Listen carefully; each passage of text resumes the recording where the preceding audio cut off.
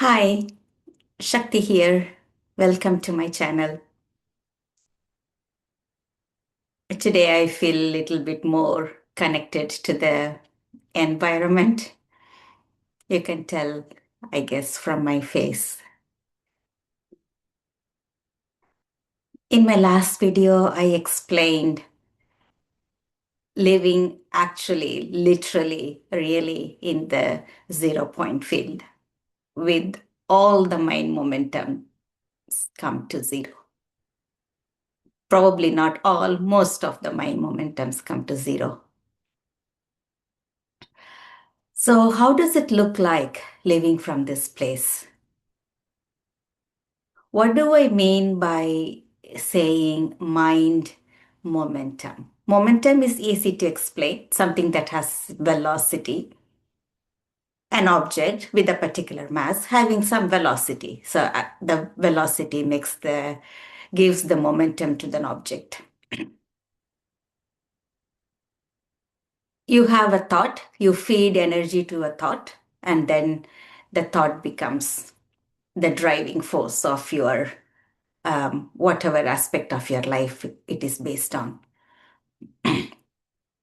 Before I go into explaining how does life look like in the 0 point field, I want to define few words. I wrote about linguistic determinism, the limitation of the language, and by the inherent limitation of the language, the speakers of that language have limitation in their experience. The brain doesn't have um, any concept of certain words, if whatever words the language doesn't have. What do I mean by that?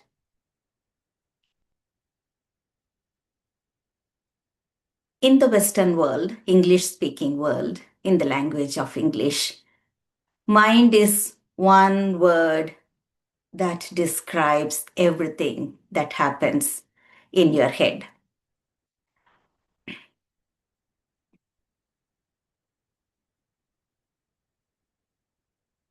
It's not a judgment or a criticism, but the fact is that English language has got 26 alphabets, 5 vowels, and 21 consonants.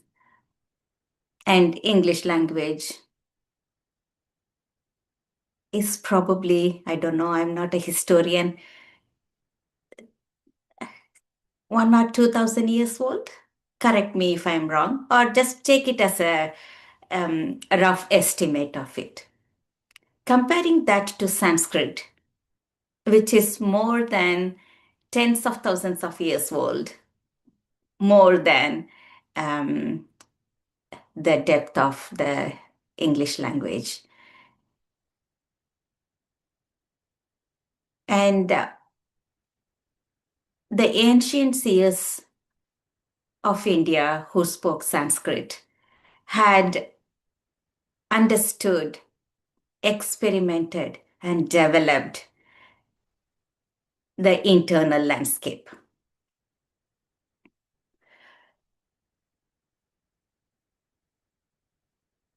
Probably you are aware that the words like chakra, kundalini, which is very modern, common English speaking, words adapted in English language, more commonly used nowadays in the spiritual sector. They are Sanskrit words. English language doesn't have um, the depth to describe the inner phenomena. On the same line of thinking, psychology is probably 200 years old or slightly more or less. Comparing that to the yogic tradition, the Vedantic tradition, which is more than 10,000, 2,000, 20,000 years old. We don't know. The historians and the Geologists give some number, few thousands of years old, but in the Indian tradition, in the Hindu tradition, there are references that it's more than tens of thousands of years old. Anyway, that's not the point to debate here. What I'm coming to say is that in Sanskrit, there is a word called Antahkarana, which means the internal tool. This in Antahkarana has four elements: manas, chitta, buddhi, ahamkara. Manas is the thinking mind, what the equivalent of English language mind refers to. So this thinking mind is capable of, all the thinking processes like analyzing, comparing, contrasting, judging, evaluating, all the things that mind does. It also includes your ideas, opinions, knowledge, belief system, etc. That is manas. That's what the mind in the Western world talk about. The English language talks about. And there is chitta. Chitta is the memory center. It's the unconscious, subconscious part of the internal landscape. It contains, as I said, memories, all the conditioning, trauma, all the hidden parts, the shadow aspects of ourselves. That is in Chitta. And that can emerge from time to time, that, your past trauma shows its head every now and then. When the time is right, when the environment is right, when you're interacting with certain people, the trauma rises its head and manifests as an expression. And then there is a part called buddhi. It's very difficult to describe with the limitation of the language. Buddhi has it's the discerning part, intellectual, intellect, if you want to consider it's intellect. It has the capacity to discriminate between the right and the wrong, discern between whatever is necessary and whatever it's not, those kind of discernment. And it has the built-in programming. For example, like the ability to walk. You learn to walk when you're a toddler. You don't have to remember how to walk. You know how to walk. You walk. You just walk. Same thing. You learn to how to ride a bicycle or how to swim. And then it becomes your knowing. So that's in the buddhi part of the Antahkarana, the internal tool. And then the fourth element is Ahamkara. That's the doer. I, Kara, the one who does. So it's a doer. So that Ahamkara can be translated or equated to ego. So that's the I, the yes with the lowercase yes, self with the lowercase yes. So it has a name, it has a form, and Eckhart Tolle talks about the structure of the ego and the content of the ego. So there is a structure, I, mine, me, and then all the content that goes into the egoic structure. My house, my belonging, my body, my relationship, my job, all the contents that go into the structure. So that is the Ahamkara.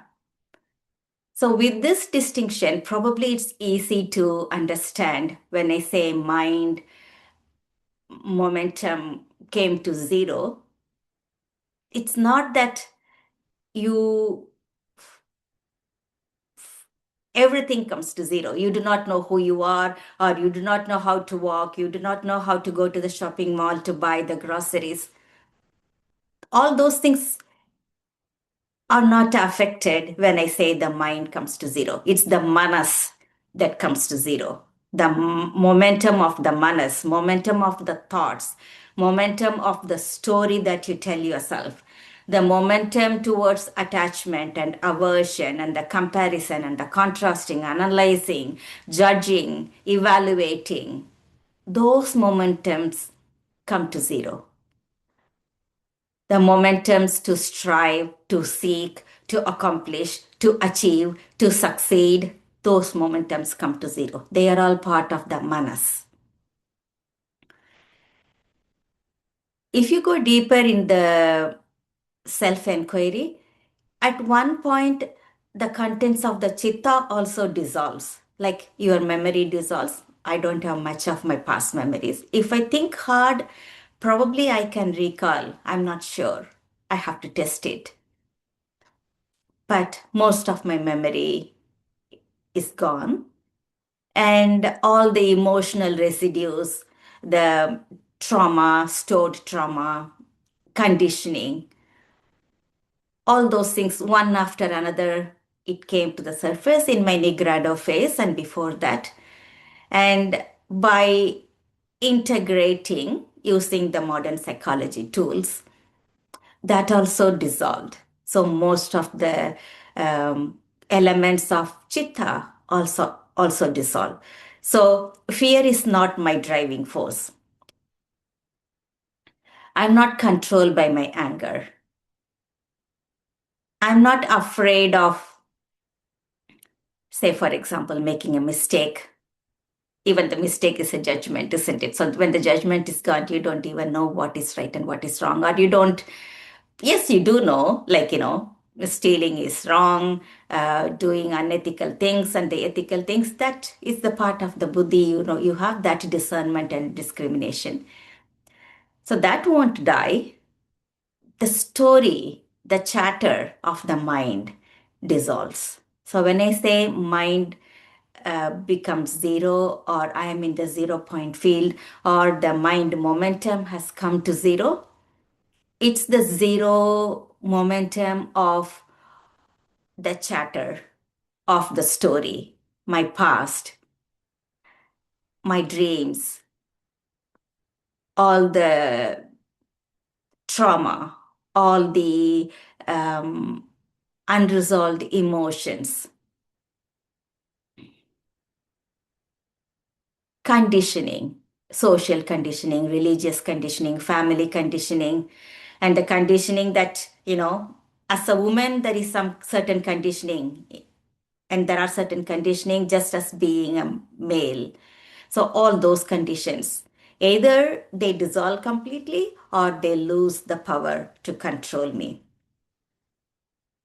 So manas and chitta are the ones that transform in during meditation, and they are the ones that dissolve. The contents of these two dissolve, or they lose the power over you. Your presence is much stronger and rooted than probably um, probably fear. Fear is not a driving force to achieve anything, to do anything.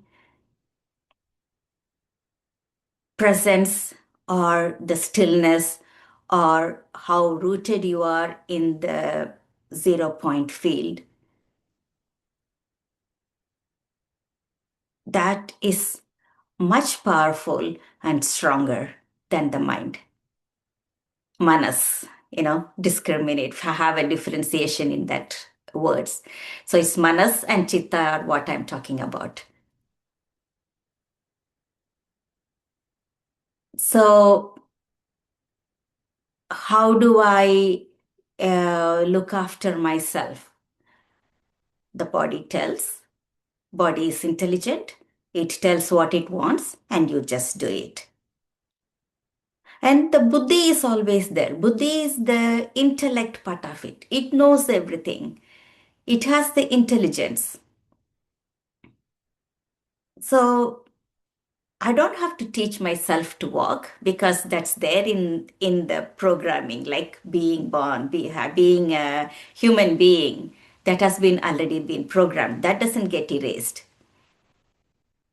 And when I look at my pantry, I know which jar is empty and which jar is full. That's just you look, eyes look at the pantry, look at the jars. Okay, lentil is empty, coffee is full, sugar is empty, there is no tea bag. Eyes look, what is what, that comprehension doesn't go away. And your ability to plan, that doesn't go away. You know how to use your computer, you know how to make online booking, you know how to make any online payment. That knowledge doesn't go away when you are in the 0 point field.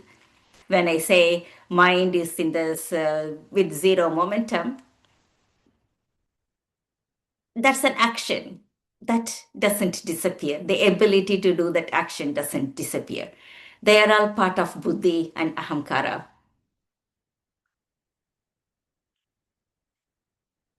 Just to give you a couple of examples, let me see how many examples comes up. Um, my mind, my storytelling, chatty mind stopped very long time ago.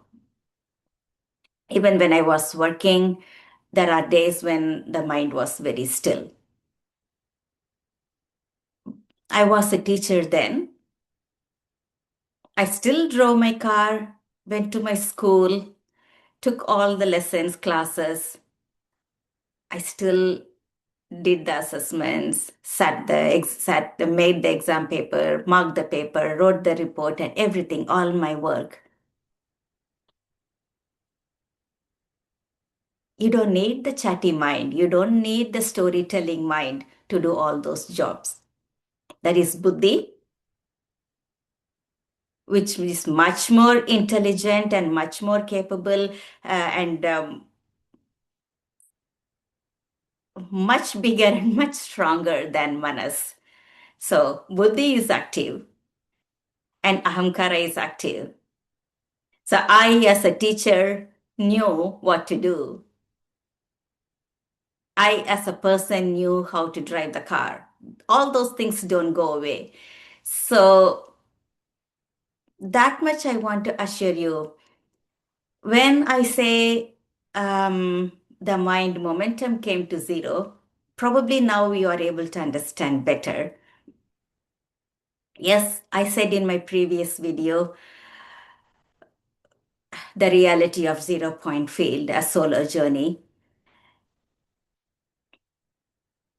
I intentionally stopped feeding energy to my already preconceived thoughts to achieve something career wise, to achieve greater financial abundance, things like that, what we do in a normal everyday life as a normal human being. So, my drive for all those everyday actions, that seeking externally motivated, externally driven actions, all those things stopped.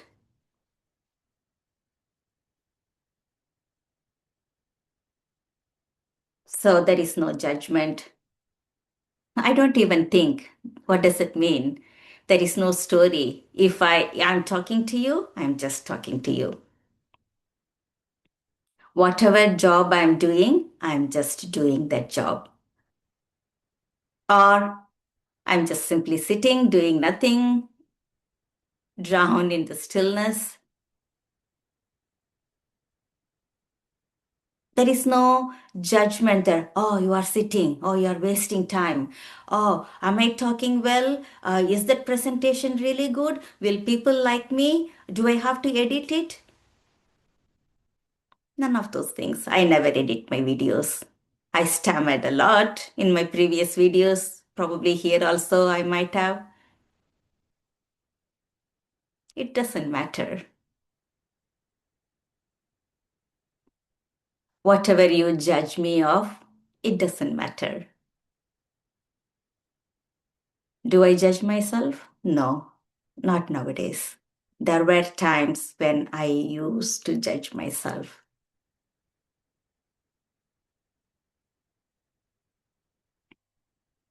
Not anymore. If I do it, I do it. If I don't do it, I don't do it. Last year, there were several months I forgot to pay my credit card bill. I paid fine. So be it. I forgot. I was drowned in my silence. I didn't look at the date, or the date didn't mean anything to me. Nothing registered in my head at that time. I forgot. When I remembered, it was already past the due date. Fine. Pay the fine. That's fine.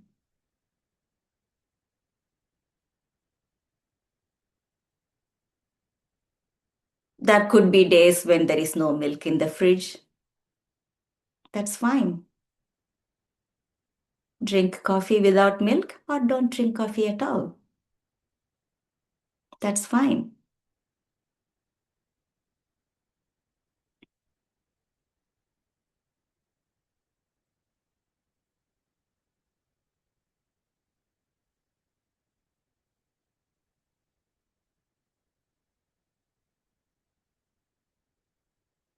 For most of us, for almost all of us, fear is the driving force. If you have the patience and the insight to look deeper inside, fear drives the human beings.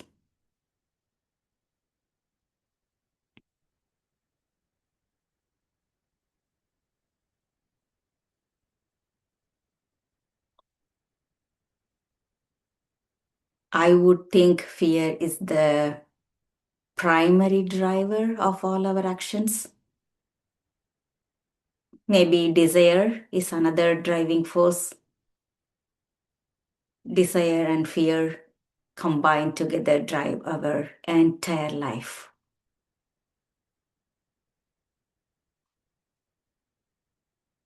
When the fear is gone, do you get motivation to do something? Yes and no. You don't get motivation to do things that don't matter. Many things fall away. So whatever is not relevant to your higher self or your highest purpose fall away. You probably don't have the motivation to engage in social life, or you don't have motivation to maintain certain relationship. You don't have motivation to engage in a particular type of job. They may fall away, but that's for your higher good. You're not forcing yourself to do. You allow things to happen through you. You do only those things that are in resonance with your self, your core interest, core values. So when you want to do things that resonate with your core self, core values, core interests that are in alignment with your own values and self, yes, you will have motivation to do all those things. It's not even motivation. You are energized. That's where your life energy flows through you. That's probably is your, uh, what people call as passion. In the true sense, that's passion. Without fear, whatever your core essence resonate with, whatever your core values are, core interests are, for all those things, life energy guides you and you will have motivation and inspiration to do whatever you want to do. So that's why I said yes and no. You will be still doing things because as long as the human body exists, there is life energy flowing through the body, and every person has their own core values and core essence that will manifest through you. So there will be action, there will be manifestation of those things that are in resonance with yourself.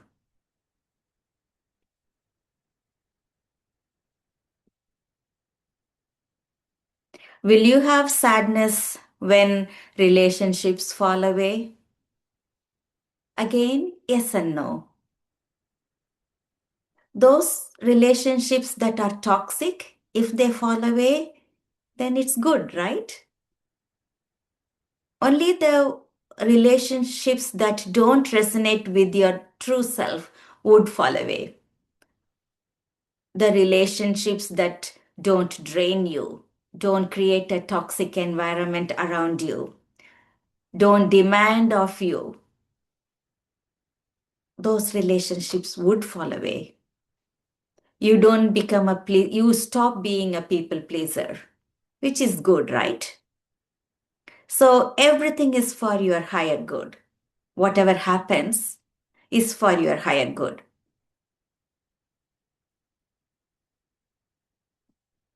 So don't be afraid that when the mind stops, life will stop. Remember what mind, what the word mind is described in English language is just one component of the internal tool, Antahkarana. Remember Manas, Chitta, Buddhi, and Ahamkara. In the self enquiry path, when you know your true self, only the Manas and the Chitta dissolve. You still have your intellect, probably with the more better, deeper, higher capacity, and your Ahamkara. They do still exist. So probably you will be doing your job in much more precise and perfect way.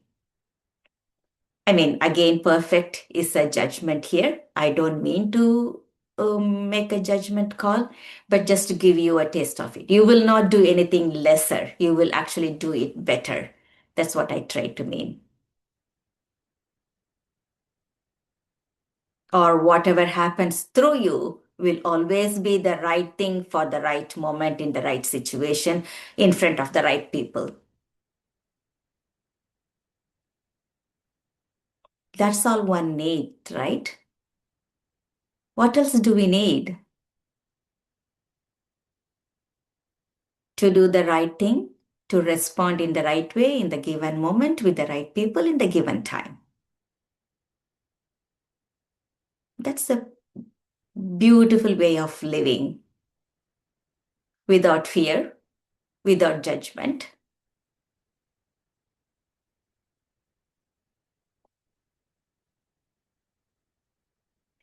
So, if anyone has any doubt about the path of self inquiry, self realization, being connecting with your higher self, inner self, true self, whatever word you use, or to connect with God, the part of us that creates the separation, those parts dissolve. The parts of us that integrates and relates to everyone, includes everything in the compassionate way, they flourish, they grow.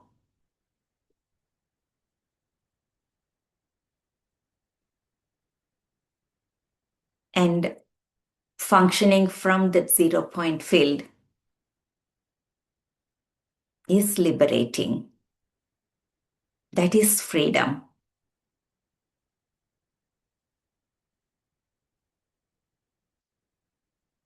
Welcome to the baseline. Thank you.